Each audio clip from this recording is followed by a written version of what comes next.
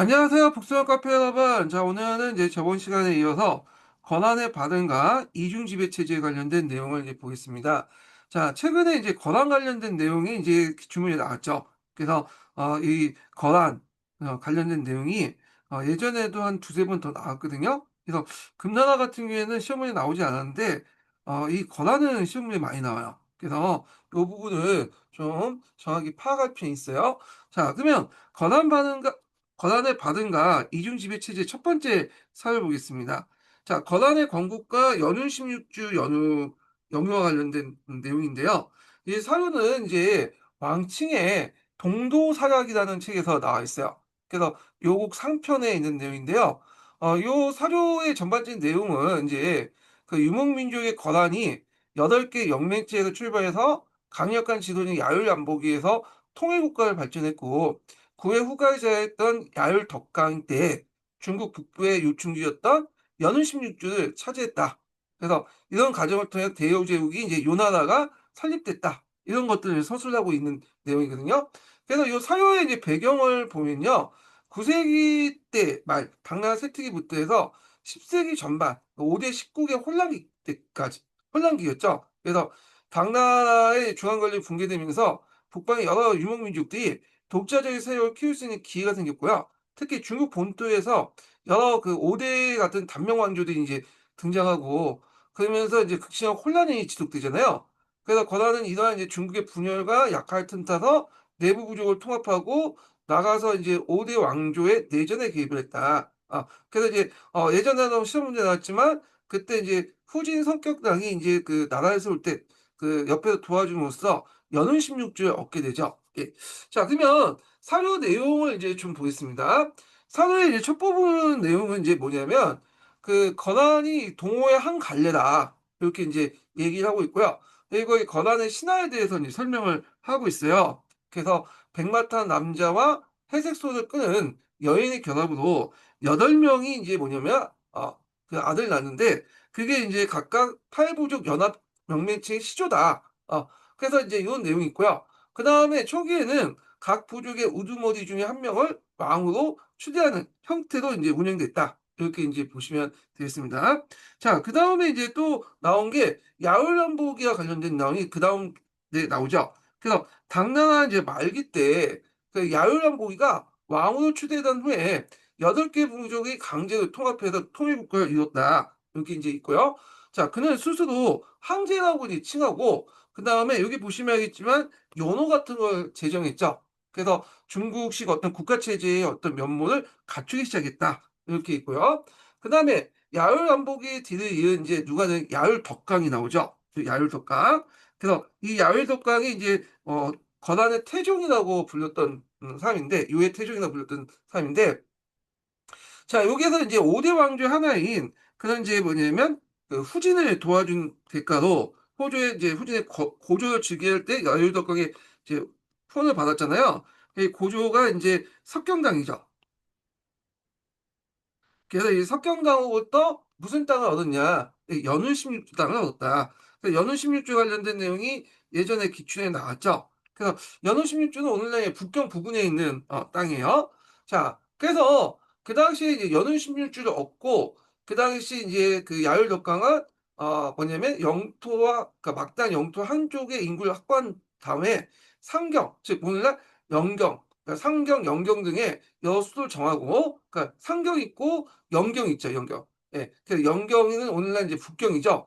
북경의 여러 수도를 정하고, 그러니까 이제 요 나라 같은 경우에는 오경제를 통해서 이제 운영을 했던 국가이기 때문에 수도가 여러 개 있었거든요.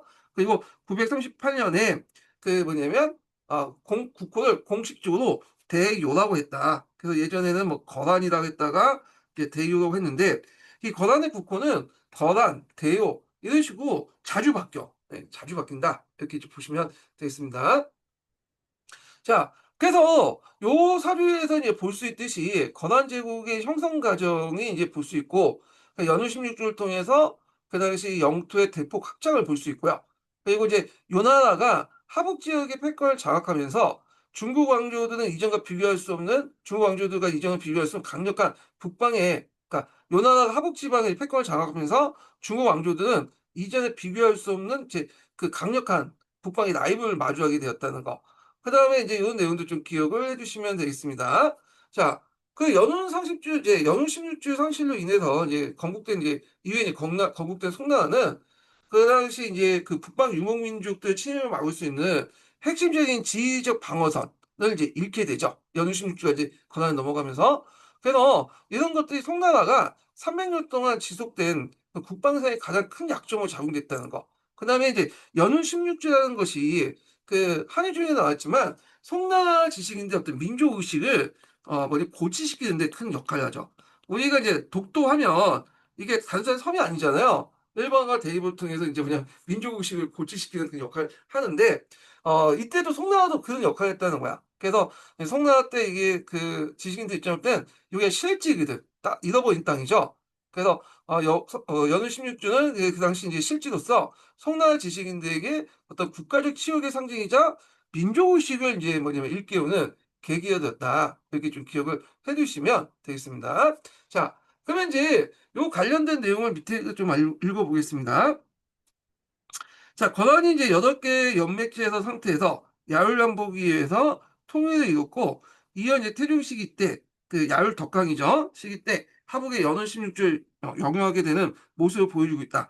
자, 권한은 5대 정권의 하나인 후진의 건국을 지원하고 그 대가로 연원 16주를 영유하게 됐다. 자, 연원 16주는 이 연원 16주의 어떤 역사적 의미죠. 성대에서 수복되지 않고 그대로 남아서 송대 지식인들 사이의 민족의식을 일깨워주는 상징 같은 역할을 했다. 이렇게 좀 기억을 해주시면 돼요. 예. 그러니까 우리 독도와 비슷한 어떤 의미다. 이렇게 보시면 될 것 같고요. 자, 요거 관련돼서, 요 내용과 관련돼서, 는 한의 중에도 있으니까 한번 찾아서 보시는 것도 좋을 것 같습니다. 자, 발해 멸망과 동남국 건설을 볼게요. 자, 발해 멸망 관련된 내용이 재작년 기출문에 나왔죠. 예, 그래서 요게 국명이 뭐냐 시험 문제 나왔잖아요. 요 발해를 멸망한 후에 그 자리에 발해 계례국, 그러니까 발해 멸망한 다음에 그때 계례국을 이제 만들었는데 이게 동남국이에요. 예, 그러니까 이제 약간 만주국하고 좀 비슷한 성격을 갖고 있는 그 나라다 이렇게 보시면 될 것 같고요. 자, 여기 이제 그 사료는 요사에 있는 의종배전이라는 그 의종배전이라는 그 거죠. 의종배라는 사람의 열전 관련된 내용인데 자, 이 사료 내용을 보면 그 당시 태조 야율안보기가 항태자의 아들 야율백의 계책과 한약에 심의어 발해를 정복을 하고 하는 과정을 기록을 하고 있어요. 그리고 정복한 발해 땅을 동남국이란 번국 제국을 만들고 나서 야율백을 이제 항제에 준하는 왕으로 보내서 통치했던 내용이 이제 전해져 있거든요. 근데 이제 참고로 요 야율백이 좀 약간 이제 근데 야율백이 첫 번째 아들이에요. 예. 그리고 두 번째 아들이 이제 앞에서 얘기한 야율덕강이거든요. 그래서 원래 장남이 황제를 계승해야 되는데 그렇지 못하고 야율배는 이제 뭐냐면 동남공 왕이 됐고 그 다음에 그 야율덕강이라는 사람이 자기 동생이죠. 동생이 두 번째 태종이 됐던 거죠. 그래서 그거 이제 했던 게 이제 뭐냐면 그 야율백의 어머니, 야율덕강의 어머니죠. 예, 그 이제 친 그 어머니가 딱 보니까 야율백보다는 야율덕강이 더 낫다. 나를 통치하는데 그래서 이제 야율백을 지키고 야율덕강을 뭐냐면 그 저기 요나라 황제도 안 치고 야율백은 여기 이제 바다를 멸망시킨 다음에 제국의 어떤 동남국 그 왕으로 임명을 했다. 이렇게 이제 보고 있어요. 자, 그러면 이제 사료 배경은 앞에 있는 데하고 이제 비슷비슷하죠. 예, 되게 10세기 초 기고요. 그리고 야율단비가 이제 통일하고 나서 그 당시 바다를 공격하는 그 상황을 이제 얘기를 하고 있죠. 그러다 이제 거란 내부지에 아까 항태의 야율백과 동생 야율동 사이에 후계자 계승 문제가 잠재돼 있었다는 거, 예, 이런 내용도 있고요. 배경에서 이제 좀 보면 되고 사연 내용을 한번 요약을 해보면요. 먼저 이제 발해 정복 과정이 나와요. 그래서 항태제 야율백이 근데 그때 당시 항태제였지만 나중에 동생한테 뺏기죠. 야율덕강한테. 근데 이제 그 당시에는 이양 야율백이 항태제였다. 이렇게 이제 보시면 될 것 같고. 자, 하여튼 그 항태제 야율백이 이제 발해를 정복할 계책을 제안하고 926년에 그 원정에 직접 참여하죠. 그는 이제 부여성을 이제 그 함락한 후에 성급한 호구 조사를 반대하고 수도인 호란성을 이제 그 신속히 공격할 건의하면서 간절시켰고요. 그래서 야율백과 야율덕강이 이끌었던 뭐냐면 그 선봉대가 홀한성을 혼란성을 이제 포위하여 발해왕 대인선을 항복시켰다. 그 내용이 이제 첫 번째 내용이 있고요. 그다음에 그다음부터 이제 뭐냐면 동남국이 나오죠. 동남국. 요것도 좀 기억을 해둘 필요가 있어요. 예. 건한태조 야유한무기는 이제 반란을 이제 그때 이제 건한 발해에서 이제 반란이 일어났나 봐요. 그래서 반란을 이제 제압을 하고 나서 이때 이제 발해 국명을 뭘로 바뀌었냐? 동남국으로 바뀌었어요. 일종의 요 동남국은 요 나라의 건한 그 계례 왕국이라고 이제 보시면 되겠습니다. 예. 그리고 이제 야율백을 왕으로 임명했다. 그래서 야율백을 인항왕이라고 해서 동남국을 다스리게 했다는 거죠. 자, 그리고 이제 야율백에게 이제 천자의 강과 복식을 하사하고 감론하는 독자적 연호와 항제의 명령을 뜻하는 제를 사용하게 하는 등 항제에 준하는 권위를 부여했다. 그리고 이제 행정조직은 중국의 법조에 따르며 매년 거란봉국의 막대한 양의 배와 그 막대한 양의 배와 말을 공무를 바치겠다. 그러니까 동남국 자체가 일종의 그 요 나라의 뭐예요? 제국이라는 거죠. 조공채권 관계를 맺었는데 여기에서 눈여겨볼 게 뭐냐면 독자적 연호와 항제 명령을 제라는 걸 사용하는 거야. 왕인데도 불구하고. 그래서 야율배가 이제 항제에 준하는 그런 권위를 부였는데 아마 이제 그 당시에 야율배 대신에 야율덕강을 이제 뭐냐면 이렇게 자기의 이제 후계자도 이제 생각을 한 것 같아. 근데 야율배한테 미안하니까 이런 식의 이제 뭐냐면 어, 그 배를 해줬다. 뭐 이렇게 이제 보시면 될 것 같은데, 자, 그래서 이제 그 태조 야율왕보기가 너에게 동쪽 땅을 맡기니 내가 무슨 근심이 있겠는가 하면서 야율백의 깊은 신임을 표명했다. 근데 이제 요거는 밑에 있는 행간을 읽어야 되겠죠. 그 당시 태조는 야율백보다는 그 당시 누굴 생각하고 있었냐? 야율 덕강을 이제 다음 후계자로 생각했고, 그래서 야율백은 이제 좀 제후고 이제 망을 꽂혀놓고 이제 거기에 이제 제국에 이제 꽂혀놓고 야율 덕강을 이제 뭐냐 한계로 이제 올리려고 하고 생각을 하고 있었다. 그래서 이제 요걸 이제 그 밑에 쏘여 있는 뜻을 이제 좀 잘 읽으셔야 돼요. 예. 자, 그래서 이때 이제 야율배의 지위가 상당히 이제 근데 이 항태자 야율백은 이미 이제 거란의 중앙에서 벗어나서 권력에 소외당한 거죠. 중앙에서 동남구의 제후왕이 되었다. 이 정도 이제 보시면 되겠습니다. 자, 그래서 이제 이 발해의 멸망으로 동북아시아 세력군이 무너지죠. 예, 거란이 이 지역의 이제 새로운 패권 국가 이제 부상하게 되고 얘는 이제 거란이 중국 본토와 고려를 압박하는 기반이 되었다는 거고요. 그리고 이제 발해가 멸망하면서 발해 유민들이 상당히 발생했다. 나라에 있는 이제 수많은 발해 유민들이 고려를 망명하거나 그 발해를 계승하는 여러 국가들을 만들게 되죠. 그리고 앞에서 말한 것처럼 이런 요나다 후계 갈등이 심화를 이제 볼 수가 있겠죠. 예. 그래갖고 동남국의 존재는 이제 이 사람을 이제 일종의 제왕을 앉히고 자기 동생인 그러니까 야율백의 동생이 야율독강을 뭐냐면 한계를 세우려고 했던 그 복심이 깔려 있는 거잖아요. 그래서 이제 결국에는 이제 뒤에 얘기지만 야율덕강이 이제 태종이 되고 나서 이 동남국 왕이었던 야율백이 이제 보통 하고 사이가 안 좋아져. 야율백이 이제 동생이 왕이 됐으니까 별로 안 좋게 생각했죠. 예, 안 좋게 생각을 한 게 아니라 안 좋을 거잖아요. 자기 심사가 뒤틀리고. 그래서 결국에는 야율백이 나중에 후당으로 망명을 가요. 그리고 동남국은 얼마 있다가 이제 폐지되게 된다. 이렇게 보시면 되겠습니다. 그래서 이 동남국 사실에서 볼 수 있듯이 이 당시 거란족은 초창기 때 정복지에 이제 자신의 왕족을 파견해서 반독립적인 번국을 다스리는 방식으로 간접 통치했다는 걸 볼 수가 있다는 거죠. 자, 그래서 이제 이런 내용도 이제 파악을 해주시면 될 것 같고요. 자, 그다음에 그 밑에 내용을 이제 보겠습니다. 자, 권한은 건국 후 사방으로 정복전쟁에 나서 주변 국가를 복속을 시켰고 926년에 바다를 공격하여 멸망시키고 그 땅에 동남국을 세웠다. 자, 동남국 태자인 야율백을 인황왕으로 삼아 독자적으로 지배하게 되었다. 그러니까 태종의 즉위한 이게 태종은 이제 야율백의 동생이에요. 야율덕강이죠.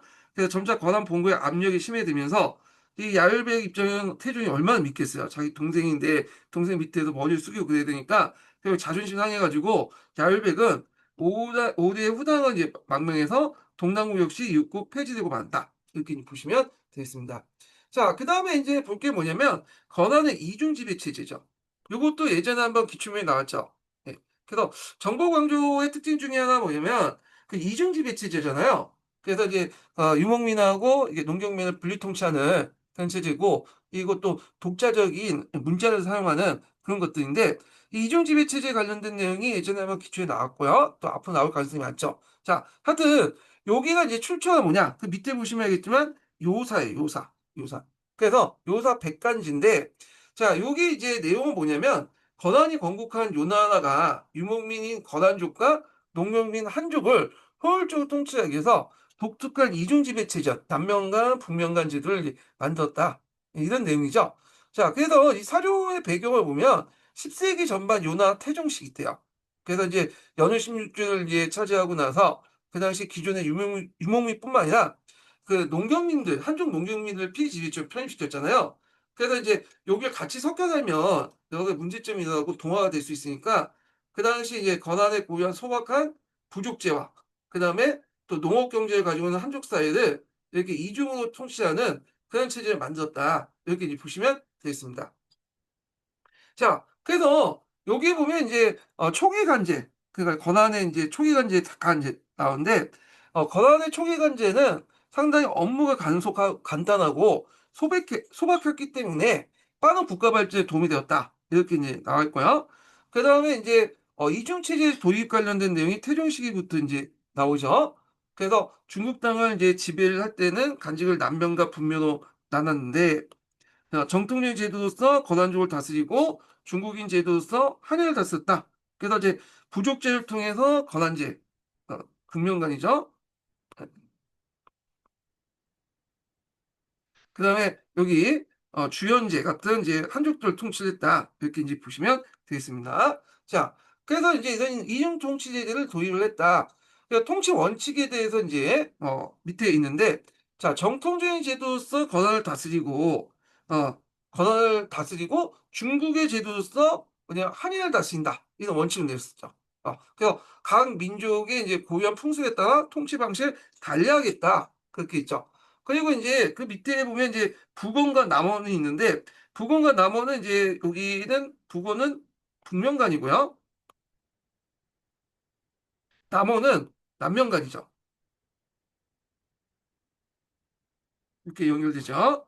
자, 그래서 북명가는 권한의 정통에 따라서 이제 뭐냐면 궁중, 부족, 속국 등 주 유목민과 관련된 정치에 관할 하게 되고, 남명가 남명가 같은 경우는 중국식 제도에 따라서 한인의 어떤 그 주영과 조세, 군사 등 주 농경민과 관련된 행정을 이렇게 관할했다. 이렇게 이제 하고요. 자, 그리고 이제 그 밑에 보면 이런 그 북명간과 남명간에는 자평이 나와 있어요. 간단하게. 자, 이러한 방식은 각 민족의 특성에 맞는 적절한 뭐냐면 구조였다. 요 내용이 나오죠. 습속에 따라 통치의 방식이 달려있기 때문에 적절한 구조를 있다. 이렇게 이제 자평을 하고 있어요. 자, 그러면 이런 남명간이나 북명간제의 그 결과를 좀 보면, 일단 안정적인 이원적 통치 체제를 확립했다고 볼 수 있죠. 유목사회하고 농경사회는 이질적인 두 사회를 하나의 제국안에서 효과적으로 통치할 수 있는 안정적인 이중 지배 체제를 확립했고, 그 남명간을 통해서 새로운 획득한 연운 16주 한족세로부터 세금을 걷고 행정을 관리하는 등 효율적 지배가 가능했고요. 그리고 그 당시 권한족의 핵심 권력은 북명간을 장악하고, 한족 사회의 이제 행정심은 남명간이 담당하는 이원적 권력 구조를 만들었다. 자, 이런 이제 이원적 통치 방식, 그러니까 이제 북명간, 남명간 이 후대에 어떤 영향을 미쳤는 걸 좀 보면, 일단 정보 강조의 통치 방식 모델을 제시했다는 거. 그래서 이 요나라의 이중 지배 체제는 후에 이제 금나라, 원나라, 청나라 등 북방 민족들이 세운 이제 정보 강조들에게 중요한 통치 모델이 되었다는 거. 그래서 다민족 제국을 통치하는 방식의 전형을 제시했고요. 그리고 북명간이라는 고유한 제도를 이제 유지하면서 수적으로 우세한 이제 한족 문화를 완전히 동하지 않고 어떤 지배 민족으로서 정체성과 문화를 보존할 수 있었다. 그래서 거란족의 정체성을 보존할 수 있었다. 이렇게 생각을 할 수 있는데, 그런데 이거는 단기적인 거고, 장기적으로 올 때 이제 거란족도 이게 통합됐죠. 예. 그 다음에 이제 이렇게 있고, 요거는 이제 또 다르게 생각하면 제도화된 민족 차별이라고 볼 수 있잖아요. 그래서 이제 다른 이제 그 법과 제도를 이제 적용하면서 민족 간의 차별을 이제 제도적으로 고착시켰다. 뭐 다양성 측면에서 볼 수 있지만 또 이렇게 다르게 해석할 수 있죠. 그래서 이거는 또 동아시아 다원성을 이제 높일 수 있는데 중국의 단일한 통치 시스템과 다른 유목과 농경이 가졌던 독특한 제3의 어떤 시스템이 등장했다는 거죠. 그래서 비트포겔이 예전에 이제 내걸었던 게 뭐냐면 요 나라의 이제 그 권한의 그 제도나 이런 풍습 같은 걸 보고 비트포겔이 제시한 게 문화 병역론이죠. 그러니까 A 문화와 B 문화가 합쳐지면 이렇게 문화 접근하면 새로운 시문화가 등장한다. 이렇게 했는데 그중에 여러 가지 예 중에 하나가 이중적인 통치 제도를 이제 들고 있어요. 그래서 그 당시 유목의 어떤 통치 구조와 농경식 통치 구조가 결합돼서 뭔가 새로운 또 통치 구조가 이제 나오게 되는 그런 모습을 보이죠. 그래서 이중 지배 체제도 이런 그 뭐냐면 문화 접변 그러니까 문화 접변 관련된 내용에서 이제 설명을 하고 있죠. 문화 병용 관련된 내용에서. 자, 그러면 이때 내용을 좀 보겠습니다.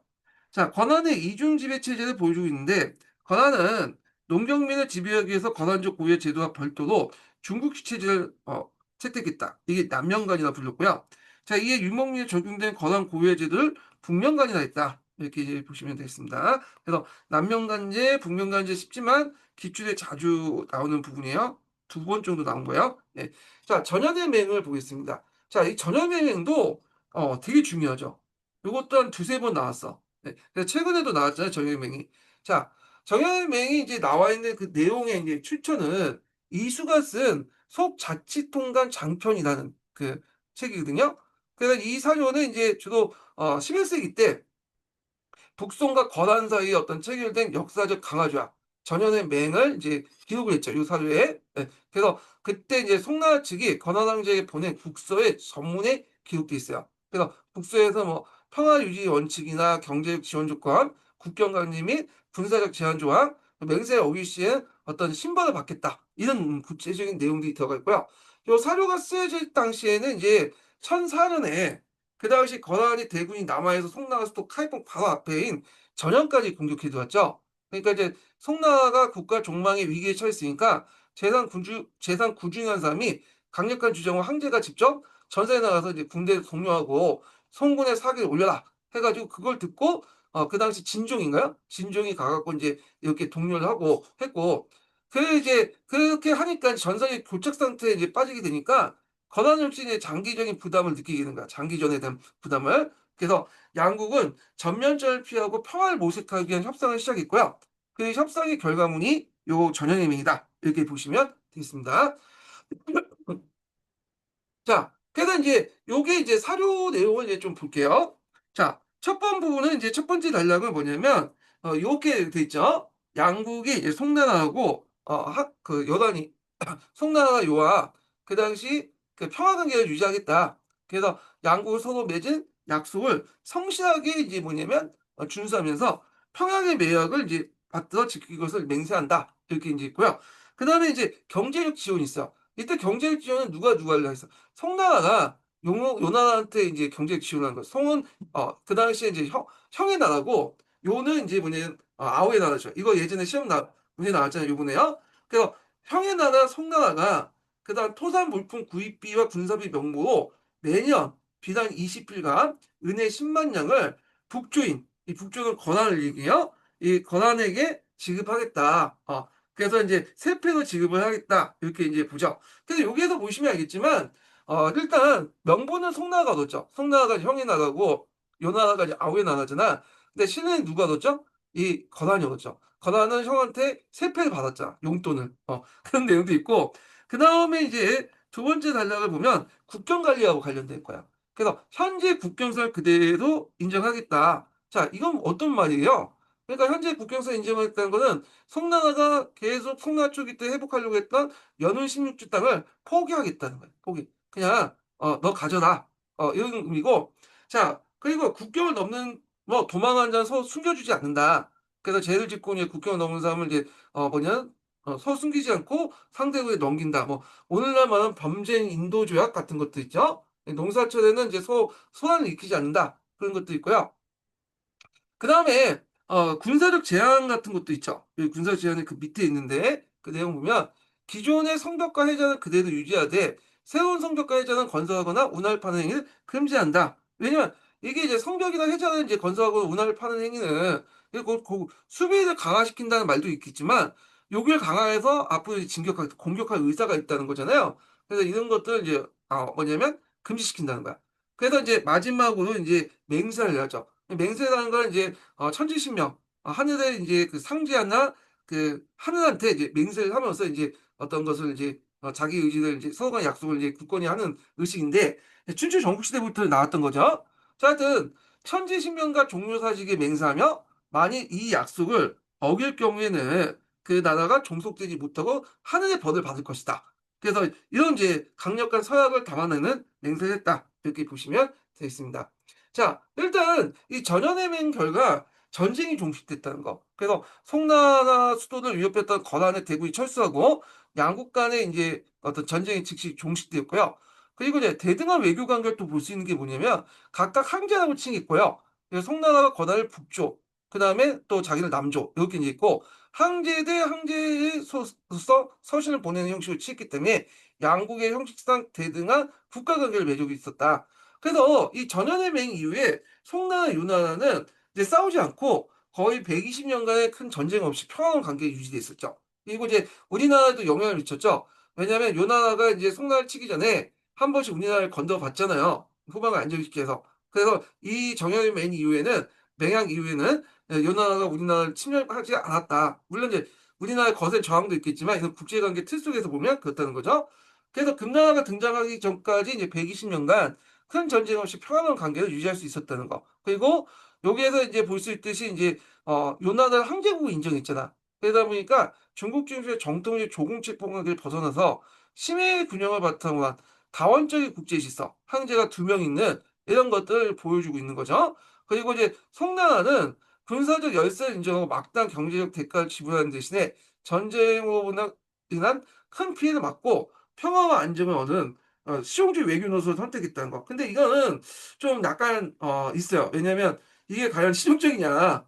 돈을 주고 평화를 사는 게 이게 근본적인 문제를 해결할 수 없는 거잖아요. 그래서 송나라는 그 외에도 이제 뭐 그 외에도 금나라나 원나라 관계도 돈을 주고 평화를 살려고 했던 거야. 근데 결국에는 멸망을 당했죠. 예. 자, 뭐 이렇게 있고.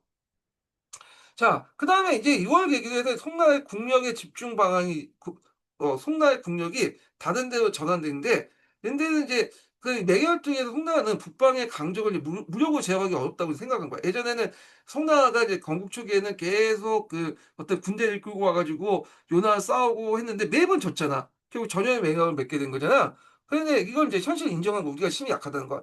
그래서 차라리 이제는 외부에서 적을 이제 막는 것보다는 그 힘을 모아서 내부의 안정과 경제 발전을 좀 집중시키자. 그렇게 이제 하는 계기가 되었다. 이렇게 보시면 되겠습니다.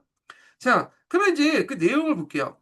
자, 1004년 건왕과 북송 사이에 체결된 강화조약, 이른바 전연의 맹이 맹때 송축이 권한에 보낸 국서다.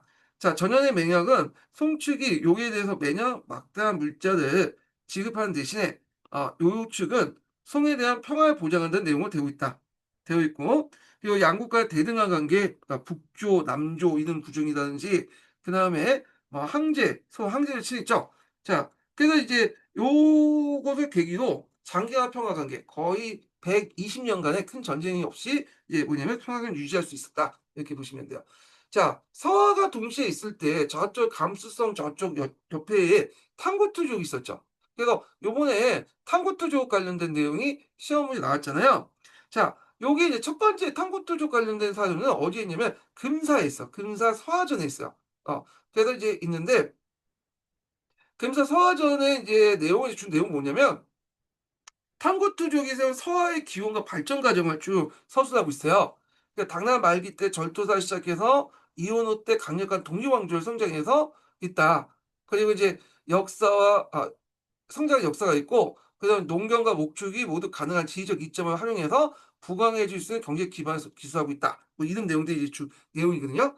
그래서 이제 요 사료가 이제 쓰여진 배경을 보면요. 되게 9세기 말부터 해서 당나라 쇠퇴기부터 해서 11세기 때 북송 때까지예요. 그래서 9세기 후반 때 발생한 이제 항소의 난에서 그 난으로 당나라 중앙 통제가 약화됐죠. 그 공백을 권력 공백에 병방의 이민족 수령이나 절도사들이 독자적 세력을 구축을 하게 되고요. 그리고 서하의 선조였던 탁발사공이 이때 혼란기에 당나라 조정을 도와서 공을 세운 다음에 이걸 바탕으로 독립국가의 기틀을 마련했다. 뭐 이런 게 있고, 그럼 구체적인 내용을 보겠습니다.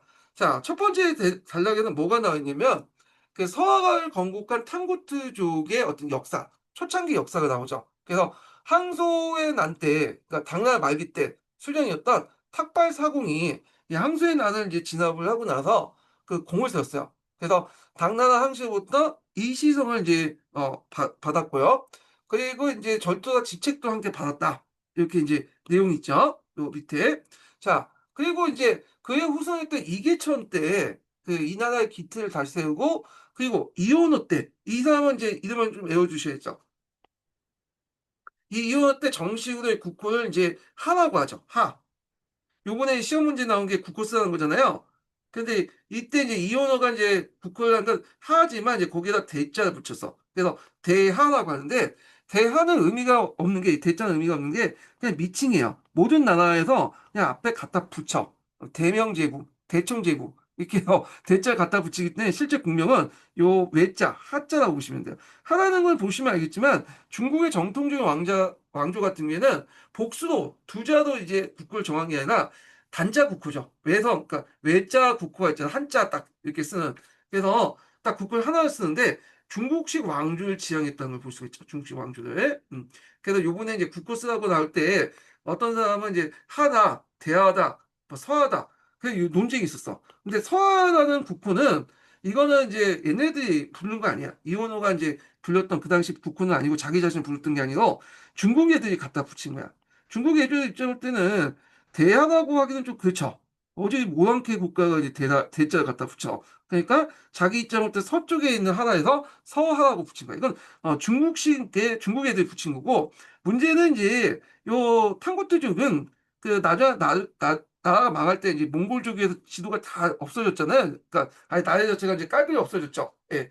그렇기 때문에 그들의 문화나 이런 글자를 제대로 아는 사람이 없어졌어요. 예. 그래서 지금 서양 문자가 있지만 서양 문자 해석이 안 돼. 그리고 그들의 기록은 그들이 남긴 서양 문자를 통해서 그 전달되는 게 아니라 원래 해석이 안 되니까 그 서하고 싸웠던 송나라나 주변 민족들의 역사에서 있는 거, 송이나 금 같은 그 민족의 역사에서 나왔기 때문에 있고, 그리고 이들도 이제 중국의 입장에 따라서 이제 뭐냐면 기록을 했죠. 중국인들이 쓴 거니까 뭐 송나라든 금나라든 되게 이제 중국 문화를 받거나 중국인들이 쓴 거겠죠. 이 기록들. 그러다 보니까 얘네들이 대하라는 명칭보다는 서하라고 부르게 되고 우리도 서하라고 부르게 된 거야. 서하라고. 그래서 국명은 그냥 하, 대하, 서하 다 맞아요. 그래서 서하가 맞니 대하가 맞니 그런 건 의미가 없다. 이렇게 이제 알아주시면 될 것 같고요. 자, 하여튼 이혼할 때 가서야 이제 뭐냐면 하나 북쪽의 흥주의 정에서 강대국은 이제 성장하는 계기가 됐고요. 자, 여기에 영토가 쭉 나오는데요. 그 다음 마지막 단락부터. 그래서 영토는 초기에는 하주, 운주 등 항하 남쪽의 오르도스 지역에 자리 잡았는데, 오르도스 오늘날 그 내몽골 자치주예요. 예. 그래서 이쪽 서쪽을 지추해서 이렇게 해서 이제 자리 잡았고, 이후에 서쪽에 지추해서 무의, 장해, 동안 같은 하서 해당 지역을 이제 장악했다. 그러니까 비단길의 이제 요충지를 장악했다. 이렇게 이제 보시면 되겠죠.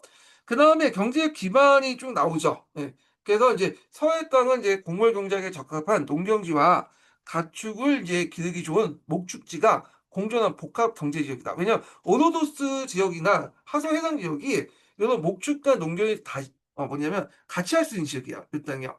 그리고 특히 한나라 당나라 시대 때 만들어진 옛 수의 시설을 잘 이용해 가지고 그 뭐냐 곡물 생산을 크게 늘려서 국량을 충당할 수 있었던 것은 작은 영토에도 불구하고 부강할 수 있었던 핵심 비결이다. 이렇게 해서 이제 그 관련된 내용이 나오고요. 그 다음에 그 마지막 부분에 보면 주민들의 기풍이 나오죠. 여기. 그래서 서해 주민들은 용맹하고 약속을 중시하며 호전적인 기풍을 가지고 있다. 뭐 이런 내용들이 쭉 있습니다. 예. 그래서 이제 있다는 걸 좀 기억을 해두시고, 자, 그 다음에 이제 결과를 보겠습니다. 이 결과라고 보기보다는 그 관련된 내용 이제 뒷부분 내용이죠. 탕고투족은 당나라의 절도나 지혜를 벗어나 결국에 항제를 지내서 독립적인 국가인 서한을 이제 서한을 건국했고요. 그리고 동서교통로의 이 통해 하성해상을 장악해서 막대한 경제 이득을 얻었죠. 그리고 이런 것들 좀 기억을 해주시면 되고, 그다음 서하의 등장은 송요뿐만 아니라 서하까지 이제 상대 강대국에서 경쟁하는 삼국 정립 구도를 만들었다. 11세기 때. 그리고 서하는 이제 송나라 서북쪽 국경에 지속적인 군사적 침입, 군사적 위협이 됐기 때문에 송나라는 막대한 또 국방비를 지출해야 됐고, 결국에는 칭제 건원의 어떤 했다는 명분을 해갖고 나중에 송나라가 서하를 공격하죠. 예. 그래서 이건 뒤에 있으니까 그거 좀 보겠습니다. 자, 그래서 그 내용을 볼게요. 탕고투족은 본디 칭하이, 오늘날 청해 지역의 이제 산간 지방에 거주했던 민족이었는데, 얘가 티베트 계통이라는 민족을 보는데, 티베트 민족이 오늘날 티베트 자치국부터 해서 청해성에 있었던 그 지역이잖아요, 지금요. 예. 자, 8세기 후반에 이르러 티베트 쪽 토건의 압력을 피하여 동북 지역에 이주했다. 그래서 탕고투족은 크게 보면 티베트족의 일환이었는데, 얘네들이 좀 약간 그 안에서 갈등이 있었어. 티베트 토본하고 갈등이 있었다 이렇게 보시면 돼요. 예, 같은 계열의 민족이에요. 예, 티베트 계열, 티베트 계열. 얘들은 이제 여기가 토본 세우고 이쪽에 같은 이제 그 티베트 계통의 탕구투족 대립을 하고 있었고, 자 이외 감숫과 상시 지방의 이제 북부부터 장성 바깥의 오르도스 지방이 거쳐 넓게 분포됐는데요. 그래서 당말에는 일부족인 평화부의 이제 탑발사공이 항소의 난을 진압하는 대가로 당조부터 절도사 임명받아서 당나라시였던 성인 이치를 하다받았다. 이렇게 보시면 돼요. 자, 그 다음에 요거 다음에 서하의 건국 관련된 내용을 좀 보겠습니다. 자, 여기 사료는 어디 있냐면 진망전이라는 사람의 송사 기사본말. 그러니까 이제 기사본말이니까 사건 중심으로 이제 기술한 것 같아요. 여기에 나와 있는 거고, 여기에 사료에 기록된 것은 11세기 탕고투족이었던 지도자 이온호에 대한 기록이에요. 그러니까 이온화가 독자적인 이제 문자도 만들고, 스스로 칭제 건원도 하고, 그리고 대하 또 서하 제국을 건설했던 그 내용이 있다. 그리고 이제 건국 직후에 불교 공양을 핑계로 송나라 영토를 공격해서 송나라 영토를 점령하고 저 치밀한 군사 침공을 개시하는 그 내용이 있죠. 예. 그래서 있고 사료 배경은 11세기 중반 북송 인종 때 기록입니다. 그래서 이제 있고 사료 내용을 좀 보겠습니다. 자, 이온호는 이제 스스로 글자를 만들어서 그 모양이 한자의 팔부체와 유사하다 이렇게 있죠. 그래서 스스로 글자를 만들었다. 이거는 뭐냐면 독립 문자 창제가 됐다는 거죠. 그래서 이때 이제 서화 문자를 이제 만들었다. 그 정보강조의 특징 중에 독자적인 문자와 관련된 창조와 관련된 내용도 있잖아요. 예. 그래서 이제 이걸 만들고 나서 탕구트족에게 가르쳐 기록에 사용하게 됐다. 그 내용이 이제 여기 나와 있고요. 그 다음에 정치적 독립 관련된 내용이 나왔어요. 그래서 요 인조 보원 원년의 이혼우는 멋대로. 이 멋대로라는 것은 이제 여기 딱 보시면 알겠지만 이건 중국인들이 적어놓은 거예요. 그래서 이혼우가 뭐냐면 멋대로였던 중국인 관점에서 이제 멋대로라고 해서 부정적으로 표현한 거고, 황제를 칭하고 나라를 세워 대하라고 했다. 그래서 요걸 이제 뭐냐면 칭제라고 해. 칭제. 칭제를 칭했다. 그리고 국호를 대하라고 했는데 여기 보시면 이 대하라고 하지만 중국 애들이 대하라고 부르지 않고 서하라고 부르죠. 예. 그래 하여튼 이때 대하라고 불렀고 하라고 부르면 돼요. 하. 그냥 대자는 어차피 미칭이니까. 자, 그래서 하자라는 것도 이게 오랑캐식 국명이 아니죠. 중국식 국명이잖아요. 예. 그래서 이제 중국식 왕조를 지향했다라는 것을 이제 뭐냐면 보이고 있죠. 자, 그다음에 이제 군사적 도발에 관련된 내용인데, 자, 한계 즉위 이전부터 이제 송나라 침공을 계획했어요. 그는 부처에게 공양한다는 구실로 사신을 보내서 그다음 송의 하동 지역을 점탐하게 했고, 점탐이 끝난 후에 여러 추장들과 피를 맹세를 하고 부연로 등 세 방향을 동시에 진격해서 송나라를 공격했다. 뭐 이런 내용이야. 예. 자, 그래서 요 내용을 볼 수 있듯이 이제 서가 이제 예전에는 제국이었는데 이제는 독립제국으로서 발전됐고 독자적인 황제로 이제 칭하게 됐고, 그리고 그 서가 이제 이렇게 한 동시에 군사 침공도 했다. 그래서 대규모 이제 송하 전쟁, 송나라 하나라 간의 전쟁이 있었다는 거 이런 것도 있고요. 자, 그러면 이제 서하의 건국의 의미 영향을 볼게요. 그건 앞에서 언급한 것처럼 송용하 하나라가 세계국이 건설하는 서로 경쟁하는 삼국 정립구도가 확립됐고, 그리고 송나라에 막대한 부담이 됐죠. 이거 이제 거기에다가 이제 그 서하까지 등장하니까 또 서하도 나중에 세패도 주잖아요. 그리고 이제 독자적인 문자와 어떤 그 한계치기는 나한테 민족의 정체성, 서하 민족의 정체성, 탕쿠투 민족의 정체성을 강화시키는데 크게 기여했다는 거. 예. 그리고 이제 그 서하가 결국 이제 나중에 전쟁을 통해서 이제 타협을 하고 성남 동맹 인정받죠. 그리고 막대한 이제 물자를 받는 조건으로 강을 맺게 되는데 그 뒤에 있어요. 그리고 이걸 통해서 이제 중국 중심의 정통적 국제 질서가 아닌 심의 논리에 입각한 어떤 다원적 국제 관계가 이제 형성됐다. 뭐 이렇게 이제 볼 수가 있는데, 자, 그러면 내용을 그 밑에 내용을 보겠습니다. 자, 이거 하기 전에 첫 번째 인증번호 알려드릴게요. 첫 번째 인증번호는 그냥 인증번호죠. 예, 한 톨밖에 안 하니까 50번입니다. 인증번호 50번이에요.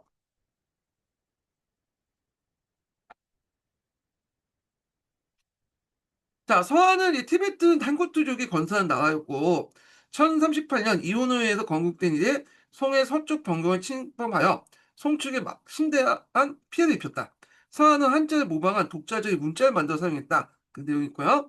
자, 그다음 서하의 북속 침공. 아까 이제 그 서하가 이제 그 송나라 쳤잖아요. 그래서 그 관련된 이제 구 후속 기사 어떻게 쳤는지 그 관련된 내용들이 나오는데, 그러니까 서하하고 송나라 간의 싸움 얘기야. 구체적인 전투 관련된 내용인데, 요게 이제 사회 출처가 어디냐면 송사죠. 송사, 하국전 이렇게 이제 있는 내용인데, 그 사회 주요 내용은 뭐냐면 그 당시 그 1040년에 송나라 서하 사이에 벌어진 삼청구 전투가 있어요. 예.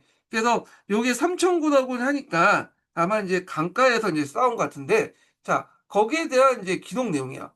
그래서 성나라가 선제 공격이 실패하고 돌아간 뒤에 서하가 대대적인 반격과 성공적인 매복 작전으로 송나라 군대에 참패했다. 이렇게 이제 내용이 있거든요. 그래서 송하 전쟁의 초기 기록 관련된 내용이다. 그래서 요거는 이제 앞에 말한 것처럼 이원호가 이제 항제를 칭하고 독립을 선포하니까, 그게 이제 송나라가 이런 이제 신라 반란을 규정했고, 그리고 나서 그 당시 전쟁이 일어나게 되죠. 예. 그래서 초창기 때 기록 내용입니다. 그래서 먼저 이제 송나라가 그 부분에 보면 먼저 선제 공격해요. 여기. 그래서 송나라 장수였던 고계영이나 여기 그 송나라 장수였던 고계용과 장승준한 사람이 그 뭐냐면 먼저 선제 공격을 했다. 이런 내용들이 있죠. 그래서 이렇게 있고, 그래서 이제 장승준이 서하의 후교를 먼저 공격했으나 서하 그 군대에서 격퇴를 당했고요. 예, 그 내용도 이제 이렇게 있고, 여기 있고. 자, 그리고 이에 대해 서하가 이제 대규모 반격을 하게 되죠. 뒷 문장에 보면. 그래서 얼마 지나지 않아 서하의 군대가 역으로 이제 송나 영토를 진격해서 금명체를 공격하고, 그때 장수였던 이삽이라는 부자를 사로잡았다. 그리고 서하 군대는 기세를 모아서 안원체, 세무체 등은 여러 보도를 합력시키고 연주를 포위했다. 그 다음에 이제 내용이 나오고요. 그 다음에 서하 군대는 삼청교, 그러니까 이름을 또 보니까 이제 내천자가 있으니까 이제 강물 뭐 내과에서 있었던 전투 같은데, 삼청구에서 그 군대를 이제 매복시켜서 연주로 고루했던 송나라의 주족부를 기습했다. 그 내용이 있죠. 이 전투에서 송나라 장수였던 이제 그 유평과 그 당시 유평이나 석온성 같은 여러 장군들이 장군들을 사로잡았다.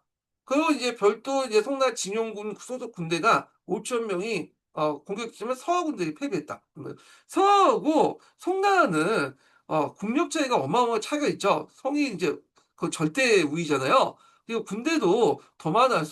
서하가 뭐 군대 해봤자 뭐 2, 3만 명? 근데 송나라 100만 명이 넘거든. 근데 물론 100만 명이 다 이제 서하 싸우는데 투입은 안 됐지만, 그 막대한 병력을 투입한 것에도 불구하고 송나라 군대가 이렇게 서하의 군대한테 매번 깨지잖아요. 그만큼 송나라가 약체였다. 이렇게 보시면 되겠죠. 하여튼 이런 이제 전투, 삼천구 전투를 이제 겪어서 이제 다수의 장수와 병사를 잃었고, 그 다음에 서북방의 여러 주요 군사 거점이 상실되었죠. 그래서 이 전투도 이제 서하는 송나라를 압도하는 강력한 군사적 역량을 입증했다. 이렇게 보시면 돼요. 자, 그래서 이제 그 여기는 안 나왔지만 그 삼천구 전투와 그다음에 오수천 전투가 있어요. 거기도 패해. 그래서 이것 때문에 송나라 조정이 큰 충격을 주거든요. 그래서 그때 서한을 무력으로 제압하는 주전파의 입지가 점점 약화되고 외교를 통해 평화를 모색하는 주화파의 목소리가 점점 강해지기 시작하죠. 그래서 결국에는 1044년에 군사적 승리가 불가능한 깨달은 송나라는 서하고 협상을 하죠. 강화조약을 맺게 돼요.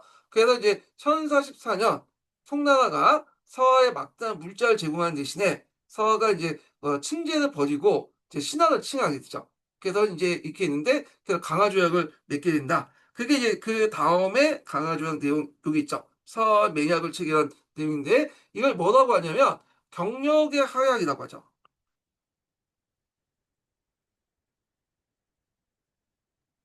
예. 자, 그래서 이 경력은 그 당시에 인종 때 연호예요. 예. 그래서 인종 때 연호인데 경력의 하약을 맺게 된다. 이렇게 기억을 해두시면 되겠습니다.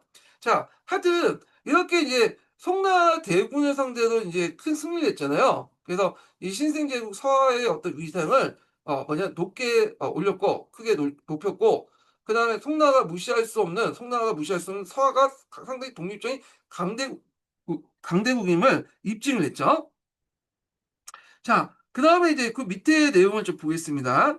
1040년 송과 서화 사이에 벌이는 삼청구 전투에 예, 삼천구 전투의 경과를 보여준 자료다. 사안은 건국이래 송에서 복속을 거부하고 그 저항을 계속했다. 송 역시 건왕과 달리 서하에 대해서 무력을 압도한다는 방침을 취하했다. 만만하잖아. 예, 인구도 적고 군사력도 이제 좀 자기보다 좀 아래인 것 같고. 그래서 송과 서하 사이에 벌어진 전투 가운데 가장 치열한 전투는 삼천구나 호수전 전투다. 근데 이 전투에서 패배하면서 송 내부가 점차 서하의 하의를 주장하는 목소리가 커져갔다. 이렇게죠.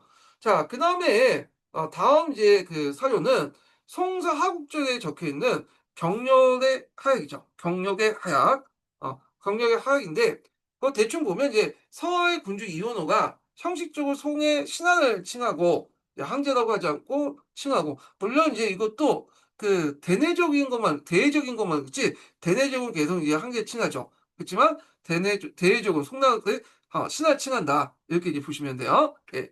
자, 그래서 이렇게 이제 있고, 그래서 송나라는 서해의 막대한 경제적 지원과 함께 실제 독립국 지위를 인정해주는 복합적 관계가 성립되었다. 그래서 그 당시 이제 서한은 실리를 얻고, 송나라는 그 당시 이제 명분을 얻었다. 이렇게 이제 보시면 되는데, 자, 요 사료 배경은 이제 앞에 이제 설명했죠.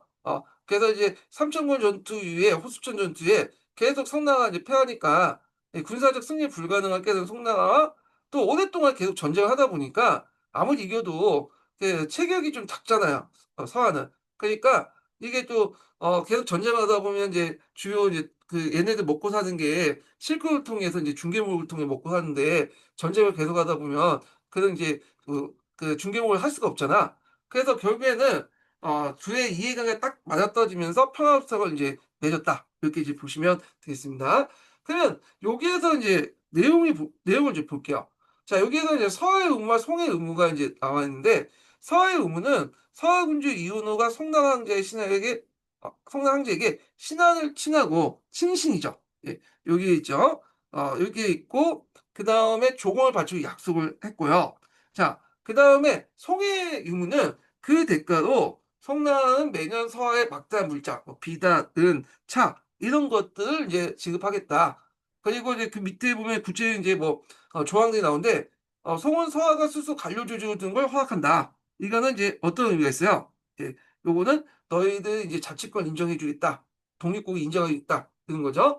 그리고 서하사신이 송해 수도에 오면 공식 수도에서 무역을 허용하고 연회를 베풀어줬고 양국 사신은 서로 대등한 손님으로서 대우를 하고요.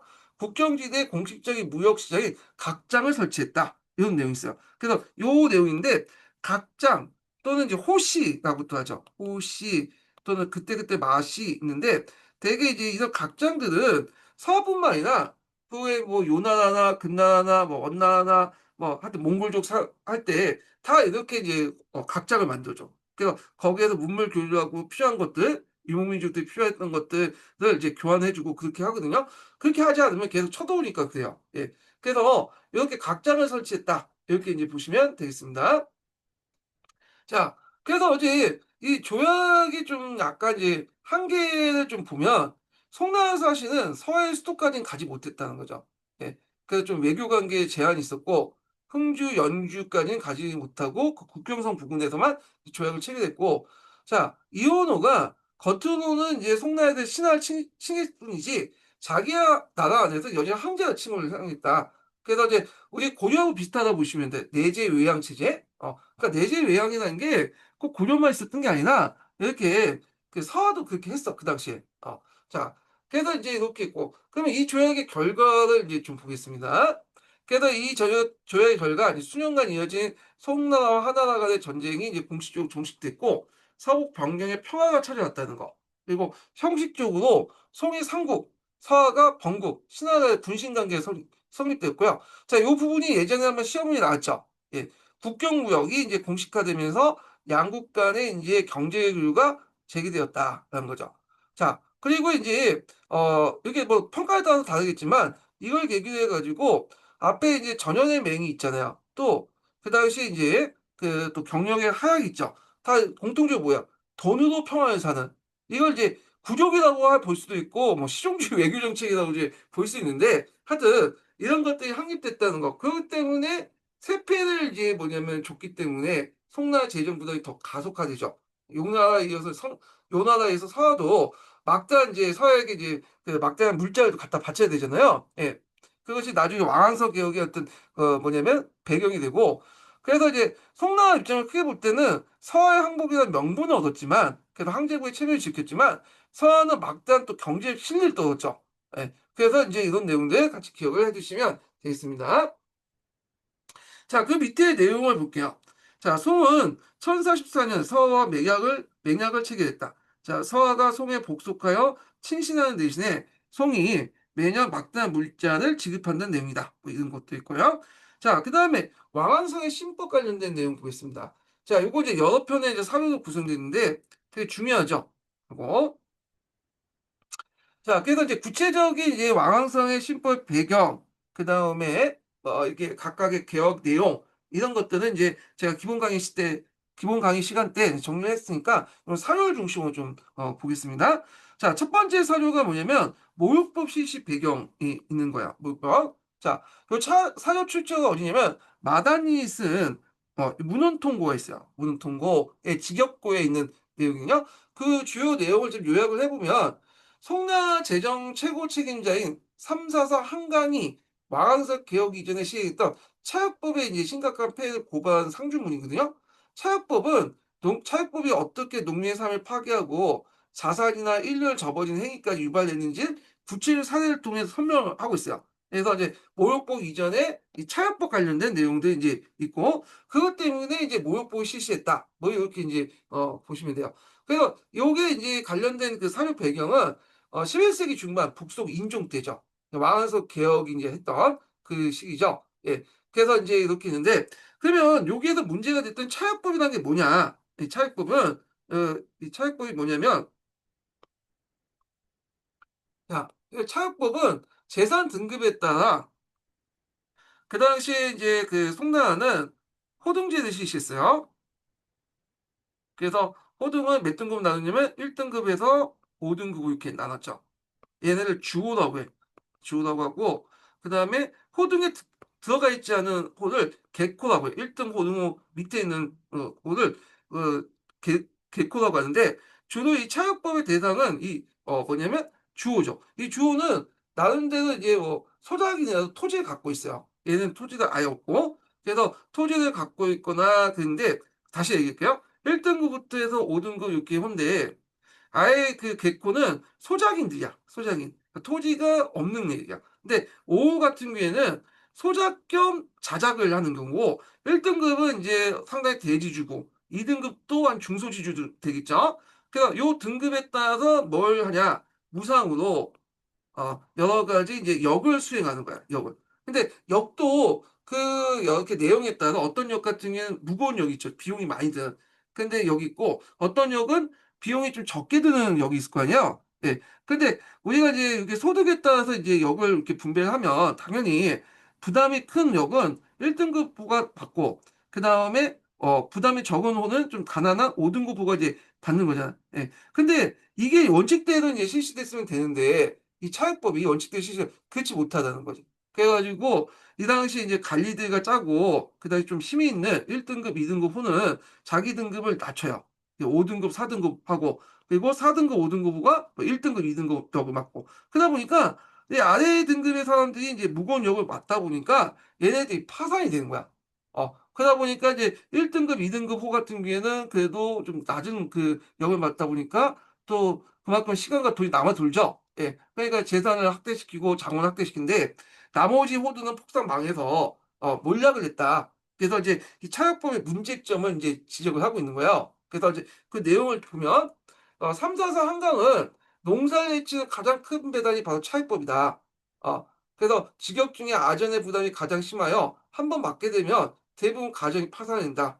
예. 그러니까 아전이라는 것은 이제 가나 앞에서 여러 역을 하는 그 지키는 역, 지키는 수문장 역할을 하든거나 하여튼 그런 역인 것 같아요. 보니까 지금 아전이라고 그러니까 간청 아자에다가 바로 직전이니까 그렇게 했는데 자 그래서 비극적 사례가 쭉 나와 있죠. 이 차익법 때문에 얼마나 이제 그 비참해지는 그 전야 그런 건데 일단 경동 지방의 한 아버지가 아들에게 아전 직역을 배정받으니까 자신의 죽음으로써 아들이 충고 군주인 것을 면회게 해주겠다고 해서 스스로 목을 매서 죽은 자살 사건이 있고 그 강남 지방의 호적상 성인 남자 수가 줄여서 차이를 피하기 위해서 강남 지방에서는 호적상 성인 남자 수를 줄여 차이를 피하기 위해서 할머니를 다른 집으로 개가시키고 따로 살게 하는 반인륜적인 일이 벌어졌다. 이렇게 이제 있고요. 할머니는 왜 다른 집으로 개가시키 이해를 못 하겠는데 하여튼 구체적인 설명이 안 돼 있으니까 이렇게 얘기를 하는 거고 거기다 부유한 집안들 원래는 1등급, 2등급 형사고 계층들이 원래 이제 그 뭐냐면 맡아야 했던 영역을 그 당시 이제 뭐냐면 안 맡고 있다. 그런 것들 이제 그 뭐 재산 등급을 이렇게 낮춰가지고 역을 회피하거나 그렇죠. 그리고 간호에게 농토를 팔거나 명예를 넘기는 간호는 역이 없어요. 예. 그래서 결국에 부유층들이 이처럼 이제 역을 회피한 결과 고스란히 이제 남아있는 일반 백성들이 정가된 부담이 배가 되었다. 차역법의 폐단에 대해서 얘기하고 있죠. 자, 하여튼 차역법으로 인해서 이게 사례에서 볼 수 있이 농민층이 대거 몰락하고 농업 생산 기반이 심각하게 훼손됐다는 거. 그리고 과도한 이제 부담을 피하기 위해서 그 당시 그 뭐냐면 자살이나 가족 해체 등 극단적 사회적 병리 현상이 만연했고 그리고 부유층의 합법적 불법적인 영역 회피로 해서 결국엔 조세 형평성이 무너지고 일반 백성들의 고통만 가중되는 악순환이 이제 뭐냐면 발생했다는 거. 그리고 국가 행정의 말단을 담당하는 영역 시스템의 체제가 붕괴 직전에 이르러서 대대적인 개혁의 필요성이 정치됐고요. 결국에 이런 차역법 폐단으로 이걸 개선하기 위해서 그 당시 왕왕성의 신법에서 모욕법이 등장하는 계기가 됐다. 그래서 모욕법이라는 것은 이제 강제로 이제 노동력을 징발하는 대신에 호별로 이렇게 노동을 징발하는 대신에 그 뭐냐면 면역전을 걸어서 모욕 그 사람을 사서 시행하는 거죠. 이게 모욕법이죠. 그래서 요런 것들 좀 같이 기억을 해 주시고요. 자 그래서 인제 이런 내용도 있고 그래서 이런 그 사료는 그 당시 이제 요런 그 차용법의 어떤 문제점을 지적을 함으로써 뒤에 있는 왕왕성 시법에 있는 모욕법의 어떤 그런 그 명분과 당위성을 제공해 줬다. 이렇게 이제 보시면 되겠습니다. 자, 그러면 그 밑에 있는 내용을 이제 한번 읽어볼게요. 자, 왕왕서의 신법 시행 이전 차육법의 폐해를 전해주는 자료다.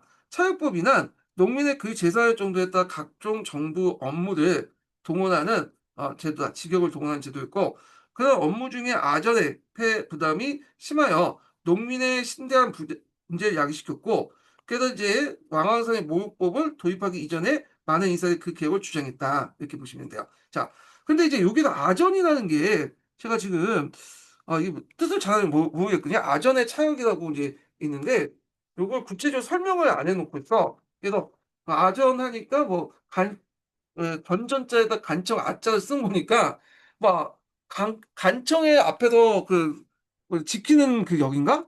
그 간청의 앞에 그 뭐냐 수의 역할인가? 뭐 이런 걸로 이제 해석할 수 있는데 한번 물어볼게요. 이게 한번 제가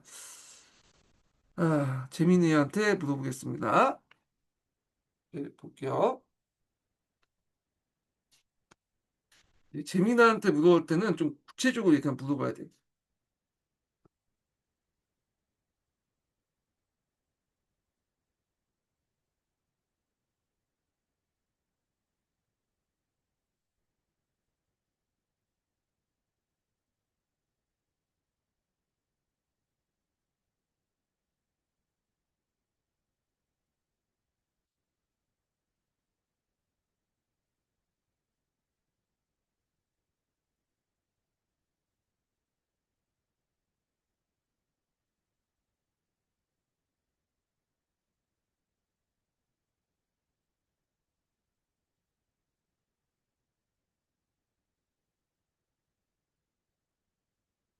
여기 나왔네요. 그래서 이 아전이라는 거는 그 지방, 그러니까 간청 아자잖아요. 그래서 송나라 지방 간청에서 여러 가지 잡무나 세금 징수 같은 업무를 담당했던 부역을 의미하나 봐요.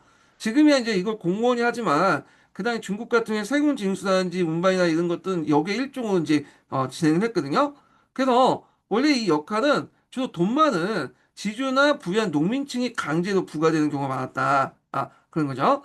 자, 근데 이제 실제로 그랬으면 괜찮은데 물론 이제 지주나 부유한 농민층도 이제 했으면 되는데 실제 이걸 받는 사람은 그게 아니라 대부분은 그 밑에 있는 좀 못 먹고 못 사는 가난한 그 농민들이죠. 그러다 보니까 이제 여기 부의 그 역의 부담이 더 클 수밖에 없겠죠. 예. 그래서 이제 이렇게 있는데 그래서 종래 부역제가 아전의 역의 문제점 이렇게 있고 그때 이제 왜 문제점이냐? 자, 이렇게 세금을 징수하고 뭐 여러 가지 잡무를 하다가 이때 뭐 손실이나 도난을 당했어. 그럼 자기가 책임을 져야 돼. 그래서 그걸 물어주는 과정에서 개인 재산이 탕진되거나 파산되는 경우가 허다했고, 자, 그 부유주의 강제 부과됐기 때문에 많은 사람이 이를 피했고, 이에 의한 사회적 불만도 많았고, 그러니까 부유층들이 뇌물이나 인맥을 통해서 역을 면제했고, 당연히 역을 면제받으면 그 밑에 있는 이제 가난한 사람한테 떠넘기겠죠. 예. 그리고 이제 이 야전력을 한번 맡으면 그 책임이 막중하고 장기에 걸쳐서 계속되거나 다른 사람에게 넘기기 어려운 경우도 있었다. 뭐 이렇게 있고요.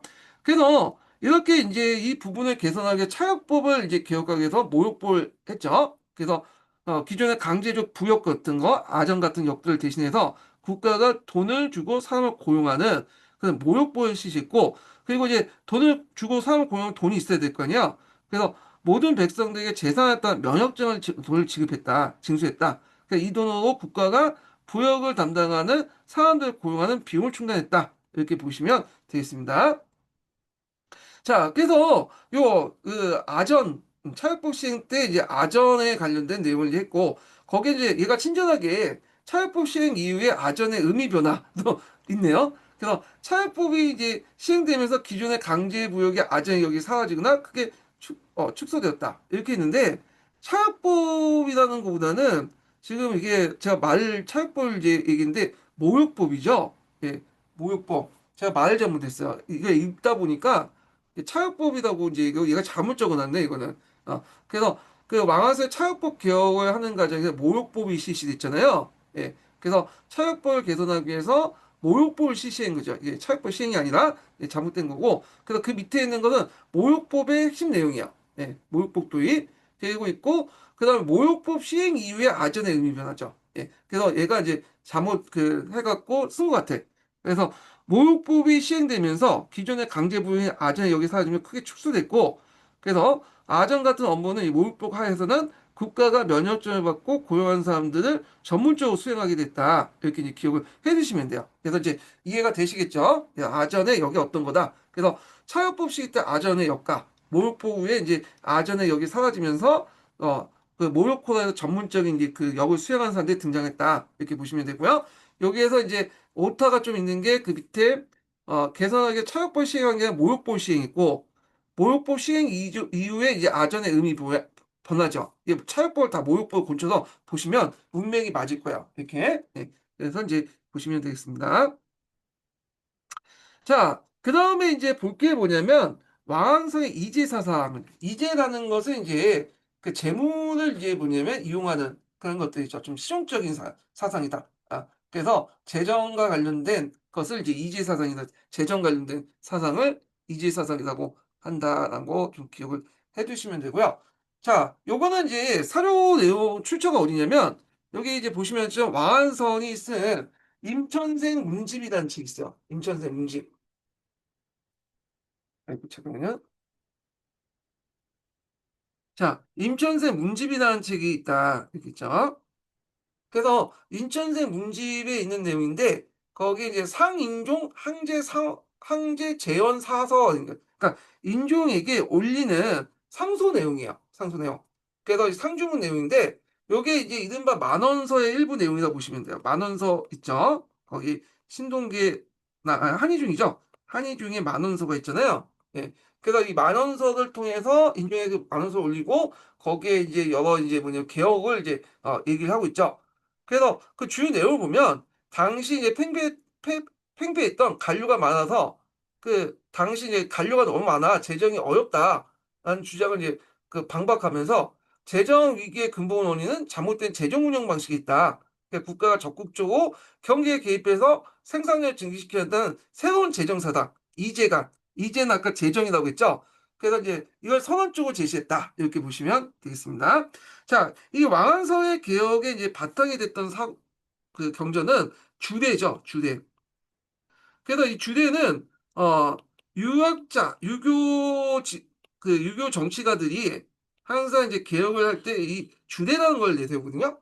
왜냐면 유교 같은 경우에는 국가가 개입을 하는 것을 반대해요. 근데 주례만은 좀 법가 사상이 있어가지고 국가가 개입해서 개혁하는 내용이 적혀 있어요. 그래서 되게 보면 왕망 때 개혁돼도 주례사항 있고 왕한사의 개혁돼도 주례사항 있고 근데 칙천무후 때도 주례를 바탕으로 이제 개혁을 했고요. 우리나라도 정도전이 개혁할 때 이 주례를 내세웠죠. 그래서 이 주례 요거 한의중에 있으니까 좀 기억을 해두시면 되겠습니다. 자, 그리고 이제 또 왕한성의 이제 그 어떤 유교 사상의 위치를 보면 경세를 되게 강조하는 경세적 성격을 갖고 있는 그 사상가다 이렇게 보시면 되겠습니다. 네. 자, 그래서 이제 이 사료는 이제 그 제작 시기가 앞에서 말한 것처럼 11세기 중반 인종 때요. 그래서 거의 100년 동안 이제 큰 전쟁이 없었던 그 시기죠. 근데 내부적으로는 관료의 수가 이제 증가되고, 그 다음에 국방비가 지출하고, 막대해지고 국가 재정이 위기에 빠져 있는 거죠. 그래서 예전에 한번 요걸 삼룡의 문제라고 했죠, 삼룡. 그래서 용단, 그 다음에 용병, 그다음에 용비 이렇게 이제 삼용의 문제고 요때 용자는 요 용자죠. 예. 그래서 요렇게 이제 뭐 지출이 많은 그게 있고 그래서 송나라가 아무리 돈을 많이 이렇게 세수를 받더라도 한계가 있죠. 지출 나가는 돈이 많으니까. 그래서 그때 이제 당시 대다수의 이제 지식인들은 요게 이제 문제니까 용관과 용병을 해 갖고 뭐냐면 이게 문제잖아요. 군대를 많이 뽑고 그다음에 관료 수가 늘어나니까 이제 문제니까 대부분 지식인은 관료와 군대를 줄이자. 전략을 통해서 문제를 해결된다. 근데 왕한선 마원서에서 이런 것들은 이제 근본적인 해결이 안 된다. 문제의 원인은 다르게 지적했죠. 그래서 새로운 해결책을 제시했다. 이렇게 보시면 돼요. 그러면 그 사료 내용을 좀 보겠습니다. 자, 여기 보면 이제 마왕성은 관료 숫자가 너무 많아 재정이 궁핍하다는 세간의 주장은 이치에 맞지 않다고 비판을 하게 돼요. 그는 현재 관료 수가 많은 건 사실이지만 과거가 비정상적으로 적었을 뿐이며 재정 위기의 원인은 관료 복록 때문에 아니라고 주장했다. 근데 실제 관료의 복록 때문이기도 해요. 이 사람의 그 주장 내용. 왜냐면 그 당시에 송나라 관료들은 막대한 월급 받고 있었거든요. 그리고 그들이 살고 있는 집은 간호다 해갖고 좀 면역금도 가지고 있어요. 그래서 이렇게 이제 좀 있는데 하여튼 그렇게 이제 있고 뭐 그렇게 돈이 많이 봉급을 많이 나간 건 아니다. 이렇게 이제 보고 있는 거죠.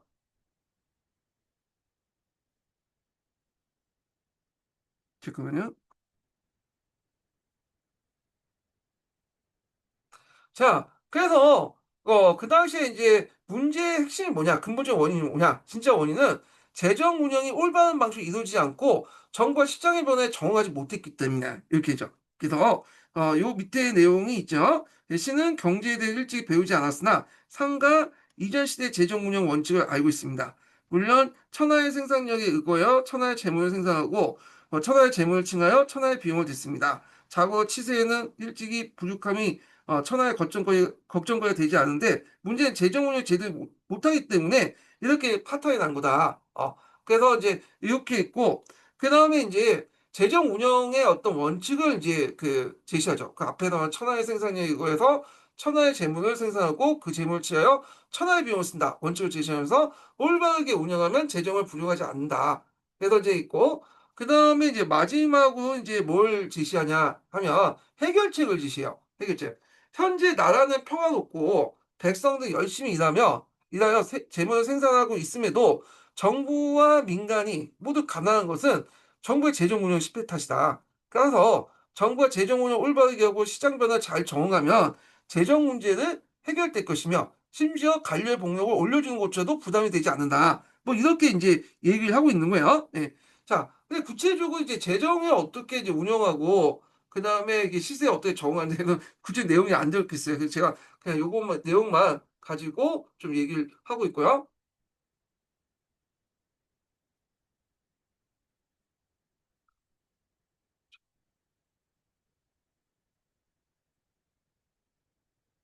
자, 그 다음에 그 밑에 내용을 이제 보면 그 결과, 이 만원서의 결과, 인종강제 왕안서의 주장을 깊은 인상을 받긴 했지만, 당시 보수적인 관료들 반대가 심했기 때문에, 또 인종 자신도 고령이기 때문에, 만원서 내용이 즉시 대대적인 개혁 정책이 채택되지 않았어요. 인종이 죽고 나서, 그 뒤에 철종 때 이제, 뭐냐면, 반영됐던 거죠.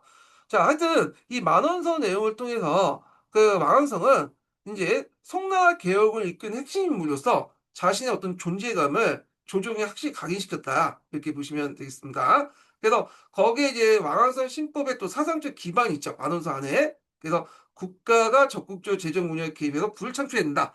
이런 거는 그 정통적 유교사관에 없는 내용이야. 이건 아까 얘기했지만 이제 그런 그 뭐죠? 주례에 있는 거죠. 법가적인 사고방식이야, 법가적인. 주례의 법가적인 사고방식이 좀 들어가 있잖아요. 정부의 적극적 계획 같은 것들 주장하면서. 그래서 이제 그 후에 이제 젊은 황제 신종이 이제 즉위하면서 왕안성이 추진하게 된 천목법, 시역법 등의 신법 같은 개혁의 이제 이론적 기반이 요 안원서에 적혀 있고, 그 다음에 재정관, 이재관의 혁신적 전환이죠. 단순히 세금을 걷어 아껴 쓰는 정통적 재정관을 벗어나서 국가가 경제 흐름을 관리하고 생산량을 증식시켜 국가의 부를 늘려낸다는 적극적인 파격적인 재정 사상을 제시했다는 거. 예. 그래서 근데 이제 이런 것들은 국가는 백성과 이익을 다투서 안 된다라고 믿고 있는 그러니까 정통적인 이제 여민쟁의라는 거죠. 그 백성과 이익을 다투지 않는다. 이게 이제 유교적인 어떤 그 경제관이에요. 근데 앞에서 이제 말하는 왕한서의 경제관은 기본적으로 유교적 경제관 아니죠. 법가적인 사고방식이야. 예, 좀 그게 좀 다르죠. 자, 하여튼 이 유교적 경제가 갖고 있는 이제 그런 보수파 같은 사람들은 대표 사마강 같은 사람이죠. 강력히 당연히 반발하겠죠. 어떻게 이제 국가와 백성과 이익을 다투냐, 여민쟁의를 하냐, 그거는 도저히 있을 수 없는 얘기다. 이렇게 이제 하면서 반발을 하게 되고 그래서 이때 이제 이후에 이제 송나라는 극심한 단쟁을 가죠. 신법당이 구법당이지. 그래서 이렇게 이제 했고, 자, 그리고 또 여기에서 이제 왕한선 주장에 또 볼 게 뭐냐면, 국가의 역할, 소극적인 통치자에서 경제의 적극적인 관리자, 운영자로 바뀌었다는 거. 아까 이제 재정관으로 연결됐죠? 그래서 중국의 경제사상사에 큰 매우 중요한 의미를 지고 있다. 이렇게 이제 보시면 되겠습니다. 자, 그러면 이제 그 내용을 이제 보겠습니다. 1058년에 왕한성이 당시에 항제했던 인종에게 올리는 유명한 문장 만원서의 일부다. 여기에서 왕한성은 이후 이제 그가 추진한 대개혁 방향을 서론적으로 제시했다. 자, 위 자료에서 그 가운데 생산력을 이제 증식시키고 재정 확보한다는 주장이 봅니다. 그래서 국가가 적극적으로 개입을 해가지고 이렇게 이제 뭐냐면 경제 흐름에 변화를 일으킨다. 이런 사고방식은 정통 유교사관이 없는 거라고 했어요. 예. 그래서 이런 이해관, 즉 재정사상은 당시로 파격적이다. 왜냐하면 어떻게 감히 국가가 적극적으로 재정 운영에 아니 국가가 어떻게 감히 백성들과 이익을 다투냐? 그건 이거에 비하면 이게 가지고 있는 사람들 대다수인데 이런 주장을 하니까 이제 부닥칠 수밖에 없는 갈등을 일으키고 그래서 이제 왕안서의 개혁은 겉으로는 유교의 어떤 내세였지만 실제로는 법가적 요소가 좀 강하다. 아, 그 유교적 내용에서도 경세적 성격 있죠. 예, 이런 것들이 이제 좀 강하다는 것. 그래서 유교의 경세관과 법가적 요소가 합쳐진 거고 그리고 이제 요게 그 경전은 그 개혁의 경전 모델이 됐던 것은 주례다. 요것도 기억을 해 두세요. 그래서 어떤 이제 그 개혁이 나오고 요거 중에 이제 개혁의 그 모델이 됐던 개혁의 근거가 됐던 경전서다. 유교 경전서다 하면 주례 이렇게 쓰시면 돼요. 예, 주례. 그래서 이렇게 이제 보시면 될 것 같고요. 자, 신법의 구체적인 내용은 그 밑에 있죠. 다음 사회부터 이제 신법의 내용들이 있거든요. 근데 이제 요거는 다음 시간에 진행을 하겠습니다. 그래서 다음 시간에 왕한서의 신법 관련된 내용의 구체적인 내용을 이제 볼게요. 자, 오늘 강의 듣느라 수고하셨고요. 예, 다음 주에 뵙겠습니다.